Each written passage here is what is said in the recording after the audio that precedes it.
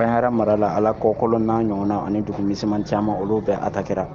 donc Bankasi marala fana Sege donc o fana dugu dɔ bɛ o fana atakera donc o bɛɛ lajɛlen tiɲɛniw kɛra dugu jɛnina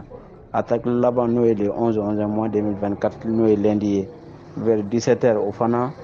Bankasi mara de don donc commune de Lesago o fana dugu min bɛ Pansagudu o fana atakera donc o fana tiɲɛni kɛra mɔgɔ 10 ɲɔgɔnna olu de tora la mɔgɔ kelen o fana banana tiɲɛni fana kɛra o ye sumaw ni fɛn caman jeni a kɔnɔ. Yala mɔgɔw bɛ ka boli ka bɔ u ka dugu la k'u sigiyɔrɔ bila walima o ko cogoya bɛ di nin waati na. Mɔgɔ bɛ ka bɔ u ka sigiyɔrɔ la u bɛ ka taa dɔw bɛ na Bankasi dugu kɔnɔ dɔw bɛ taa Bayara dugu kɔnɔ dɔw bɛ taa fo Sevare ou bien Bamakɔ donc mɔgɔw bɛ ka taa yɛrɛ de hali o don yɛrɛ mɔgɔ minnu taara Bamakɔ o image fana bɛɛ lajɛlen y'a ye.